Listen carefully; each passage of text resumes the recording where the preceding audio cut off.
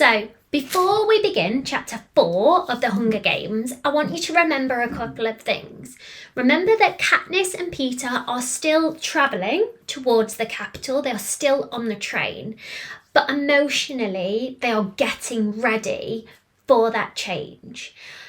In this chapter, it focuses a lot on relationships, strategy, understanding the reality of the games. Haymitch starts to speak to them properly, speak to them about different things, and we start to see that survival in the Hunger Games is not only about physical strength, it's also about image, intelligence, and arguably most importantly, understanding people. I want you to pay really close attention to the conversations that happen in this chapter. One of the biggest ideas in this chapter is not losing yourself in order to survive. So as you listen, I want you to think about this question. What matters more, staying alive or staying true to who you are? So, let's get started with chapter 4. For a few moments, Peeta and I take in the scene of our mentor trying to rise out of the slippery, vile stuff from his stomach. The reek of vomit, raw spirits almost brings my dinner up.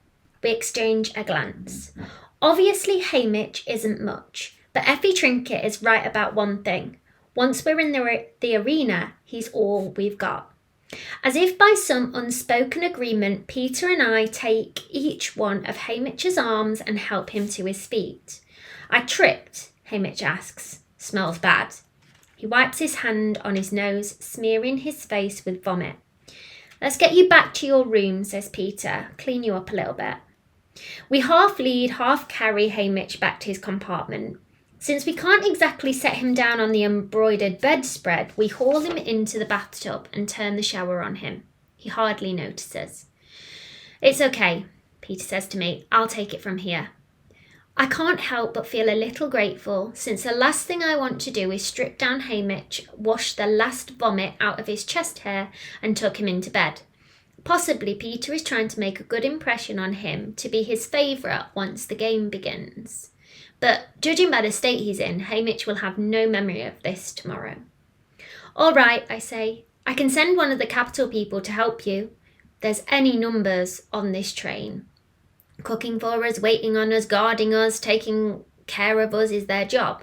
No, I don't want them, says Peeta. I nod and head to my own room. I understand how Peeta feels. I can't stand the sight of the capital people myself. But making them deal with Haymitch might be a small form of revenge. So I'm pondering the reasons why he insists on taking care of Haymitch, and all of a sudden I think, it's just because he's being kind, just as he was with me and the bread. The idea pulls me up short. A kind Peeta Millark is far more dangerous to me than an unkind one. Kind people have a way of working their way inside me and rooting there. And I can't let Peeta do this. Not where we're going. So I decide from this moment on, I'll have as little to do with Peeta as possible. When I get back to my room, the train is pausing at a platform to refuel. Quickly open the window and toss the cookies Peeta's father gave me out of the train and slam the glass shut. No more. No more of either of them. Unfortunately, the packet of cookies hits the ground and bursts open in a patch of dandelions by the track. I only see this image for a moment because the train is off again, but it's enough. Enough to remind me of that other dandelion in the schoolyard years ago. I had just turned away from Peeta Millark's face when I saw the dandelion, and I knew hope wasn't lost. I plucked it carefully and carried it home. I grabbed a bucket, Prim's hand, and headed towards the meadow, and yes, it was dotted with golden-headed weeds. After we'd harvested those, we scrounged alongside the fence for probably a mile until we filled the bucket with dandelion greens, stems, and flowers. That night, we gorged ourselves on dandelion salad and the rest of the bakery bread. What else? Prim asked me. What other food can we find? All kinds of things, I promised her. I just have to remember them. My mother had a book she'd bought with her from her apothecary shop. The pages were made of old parchment and covered in ink and drawings of plants. Neat handwritten blocks told their names, where to gather them when they came into bloom, and their medical uses. But my father had added other entries into the book. Plants for eating, not healing. Dandelions, pokeweed, wild onions, pine. Prim and I spent the rest of the night poring over these pages. The next day we were off school.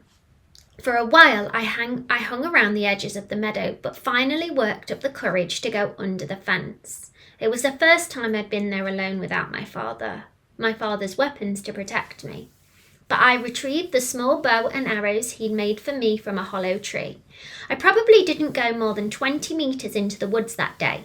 Most of the time I perched up in the branches of an old oak, hoping for game to come by. After several hours, I had the good luck to kill a rabbit. I'd shot a few rabbits before with my father's guidance, but this one I'd done on my own. Pause. I want you to think about what you have just read. This is going back in Katniss's memories and talking about times where she needed to survive. How will she take that into the Hunger Games going forward? What will she do next? We hadn't had meat in months. The sight of the rabbit seemed to stir something in my mother. She roused herself, skinned the carcass and made a stew with the meat and some more greens Prim had gathered. Then she acted confused and went back to bed. But when the stew was done, we made her eat a bowl. The woods became our saviour, and each day I went a bit further into its arms. It was slow going at first, but I was determined to feed us. I stole eggs from nests, caught fish in nets, sometimes managed to shoot a squirrel or a rabbit for stew. And I gathered the various plants that are strung up beneath my feet. Plants are tricky. Many are edible. But one false mouthful and you're dead. I checked and double-checked the plants I'd harvested with my father's pictures. I kept us alive. Any sign of danger, a distant howl, the inexplicable break of a branch sent me flying back to the fence at first. Then I began to risk climbing the trees to escape the wild dogs that quickly got bored and moved on. Bears and cats lived deeper in, perhaps disliking the sooty reek of our district. On the 8th of May, I went to the Justice Building and signed up for my tesserae, and pulled home my first batch of grain and oil in Prim's toy wagon. On the 8th of every month, I was entitled to do the same. I couldn't stop hunting and gathering, of course. The grain was not enough to live on, and there were other things to buy, soap, milk, and thread. What we didn't absolutely have to eat, I began to trade at the Hob. It was a frightening place to enter without my father at my side, but people had respected him, and they accepted me. Game was game, after all, no matter who'd shot it. I'd also sold at back doors of the wealthier clients in town, trying to remember what my father had told me, and learning a few new tricks as well. The butcher would buy my rabbits, but not squirrels. The baker enjoyed squirrel, but only trade one if his wife wasn't around. The head peacekeeper loved wild turkey. The mayor had a passion for strawberries. In late summer, I was washing up in a pond when I noticed the plants growing around me, tall leaves like arrowheads, blossoms with 3 white petals. I knelt down in the water, my fingers digging into the soft mud, and I pulled up handfuls of the roots. Small, bluish tubulars that don't look like much, but boiled or baked are as good as any potato. Katniss, I said aloud. It's the plant I was named for, and I heard my father's voice joking. As long as you can find yourself, you'll never starve. I spent hours stirring up that pond bed with my toes and a stick, gathering tubers that floated to the top. That night we feasted on fish and Katniss roots until we were all, for the first time in months, full. Slowly, my mother returned to us. She began to clean and cook and preserve some of the food I brought in for winter. People traded with us or paid money for her medical remedies. One day, I even heard her singing. Prim was thrilled to have her back, but I kept watching, waiting for her to disappear on us again. I didn't trust her, and some small place inside me hated that for her weakness, for her neglect, for the months she had put us through. But Prim forgave her. I had taken a step back from my mother, put up a wall to protect myself from ever needing her, and nothing was ever the same between us again.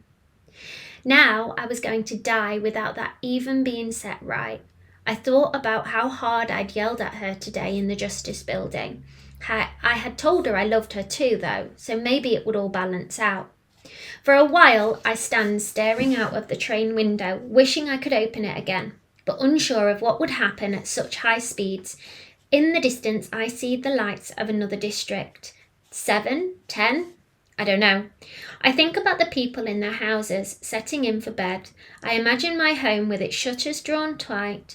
What are they doing now? My mother and Prim. Were they able to eat supper? The fish stew and the strawberries? Or did it lie untouched on their plates? Did they watch the recap of today's events on the battered old TV that sits on the table against the wall? Surely there were more tears. My mother was holding up. Was she being strong for Prim? Or had she already started to slip away, leaving the weight of the world on my sister's little shoulders? Prim will undoubtedly sleep with my mother tonight. The thought of that scruffy old buttercup posting himself on the bed to watch over Prim comforts me. If she cries, he will nose his way into her arms and curl up until she calms down and falls asleep. I'm so glad I didn't drown him. Imagining my home makes me ache with loneliness. This day had been endless. Could Gail and I have been eating blackberries only this morning? It seems like a lifetime ago. Like a long dream that deteriorated into a nightmare. Maybe if I go to sleep, I will wake up back in District 12 where I belong. Probably the drawers hold any number of nightgowns, but I just strip off my shirt and trousers and climb into bed in my underwear. The sheets are made of soft, silky fabric. A thick, fluffy quilt gives immediate warmth. If I'm going to cry, now is the time to do it. By morning, I'll be able to wash the damage done by the tears from my face. But no tears come. I'm too tired or too numb to cry. The only thing I feel is a desire to be somewhere else. So I let the train rock me into oblivion. Pause. This is the final moments of the day of the reaping. Katniss is feeling her feelings. In this book going forward, we don't often get glimpses of how Katniss feels. Yes, we get glimpses of her being strong, we get glimpses of who she is as a person, but we don't really learn how she feels. I want you to think about that.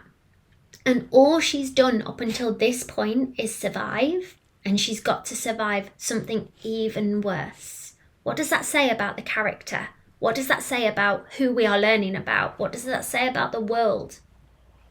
Grey light is leaking through the curtains when the rapping rouses me. I hear Effie Trinket's voice calling me to rise. Up, up, up.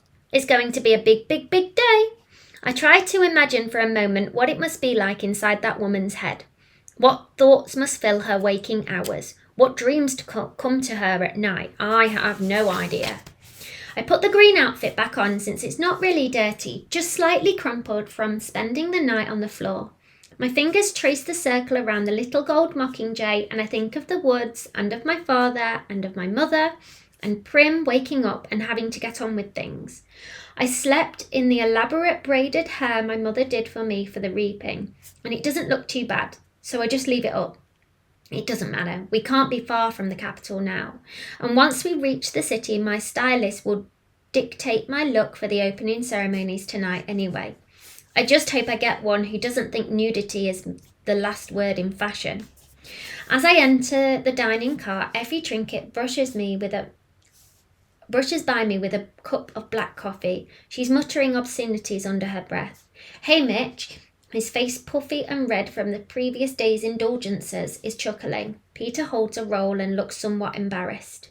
Sit down, says Haymitch, waving me over. The moment I slide into my chair, I'm served an enormous platter of food.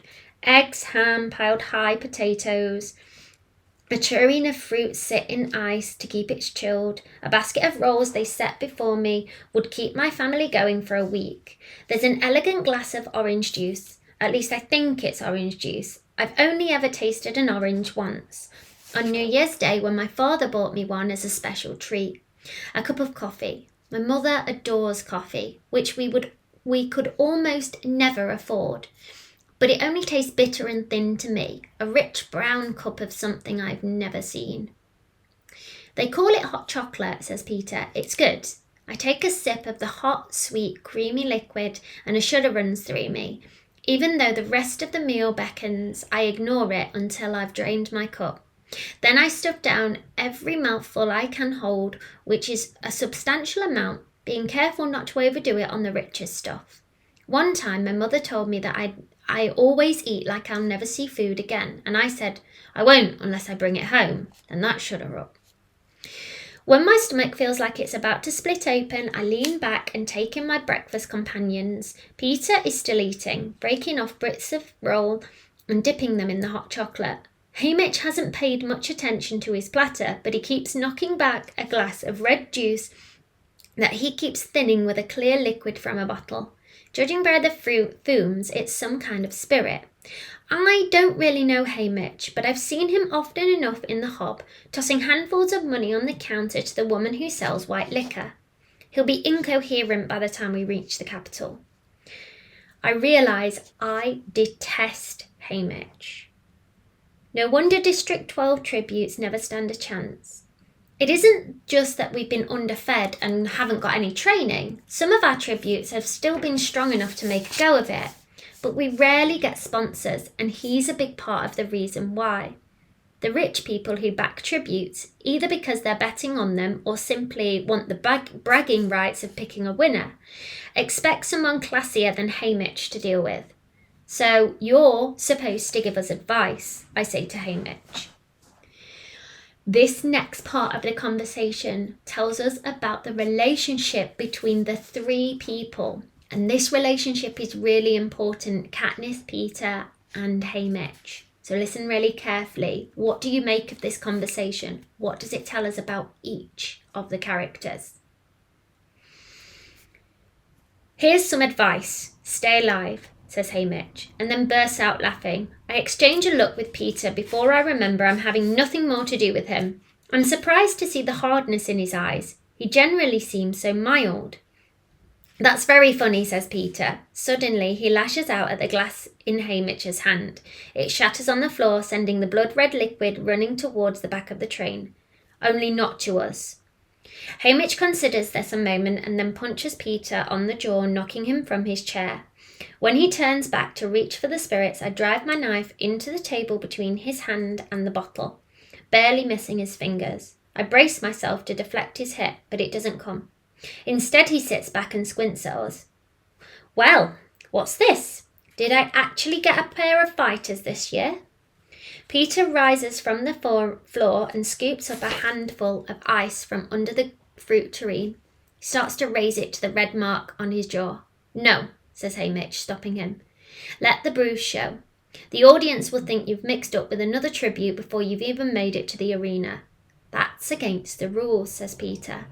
Only if they catch you. That bruise will say you fought. You weren't caught, even better, says Haymitch, and he turns to me. Can you hit anything with that knife beside a table? The bow and arrow is my weapon, but I've spent a fair amount of time throwing knives as well. Sometimes, if I've wounded an animal with an arrow, it's better to get a knife into it too, before I approach it. I realise that if I want Haymitch's attention, this is my moment to make an impression. I yank the knife out of the table, grip the blade, and then throw it into the wall across the room. I was actually just hoping to get a good solid stick, but it lodges in the seam between two panels, making me look a lot better than I am. Stand over there, both of you, says Haymitch, nodding to the middle of the room. We obey, and he circles us, prodding us like animals at times, checking our muscles, examining our faces. Well, you're not entirely hopeless. Seem fit, and once the stylists get hold of you, you'll be attractive enough. Peeta and I don't question this. The Hunger Games aren't a beauty contest, but the best-looking tributes always seem to pull more sponsors. All right, I'll make a deal with you. You don't interfere with my drinking, and I'll stay sober enough to help you. But you have to do exactly what I say.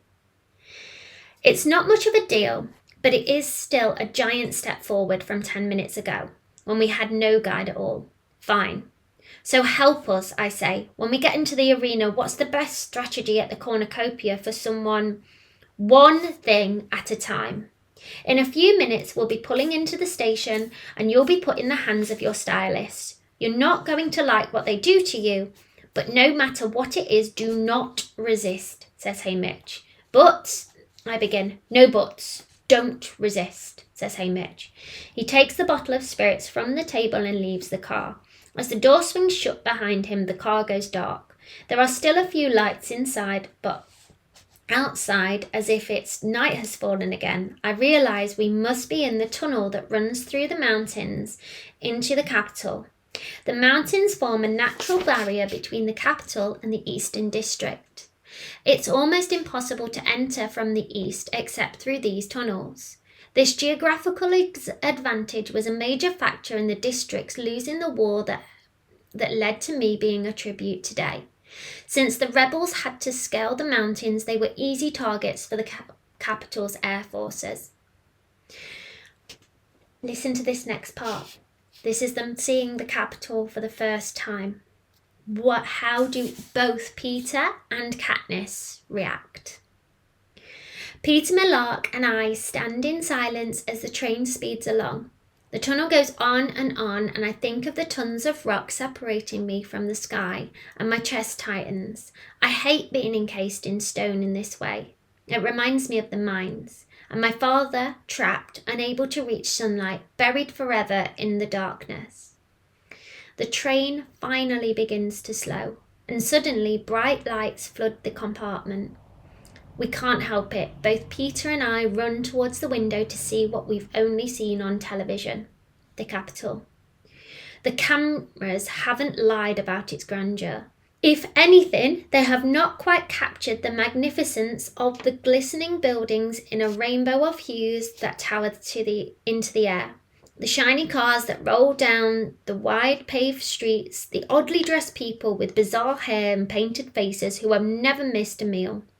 All the colours seem artificial, the pinks too deep, the greens too bright, the yellows too painful for the eyes. Like the flat round discs of hard candy we can never afford to buy at the tiny sweet shop in District 12.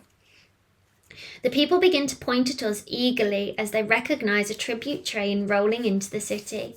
I step away from the window, sickened by their excitement, knowing they can't wait to watch us die. But Peeta holds his ground, actually waving and smiling at the gawking crowd. He only stops when the train pulls into the station, blocking us from their view. He sees me staring at him and shrugs. Who knows? One of them may be rich, he says. I have misjudged him. I think of his actions since the reaping began, the friendly squeeze of my hand, his father showing up with the cookies and promising to feed Prim. Did Peeta put him up to that? His tears at the station, volunteering to wash Haymitch, but then challenging him this morning when apparently the nice guy approach had failed, and now the waving at the window, already trying to win the crowd. All of the pieces are still fitting together, but I sense he has a plan for me. He hasn't accepted his death. He is already fighting hard to stay alive, which also means that kind Peeta Mellark, the boy who gave me the bread, is fighting hard to kill me. And that brings us to the end of chapter 4. Remember, in this part of the book, we are just entering the capital. So in the next few chapters, we're going to see a shift in how our characters interact as we meet the other tributes, as we change the scenery. So keep that in mind as we go into chapter 5 next.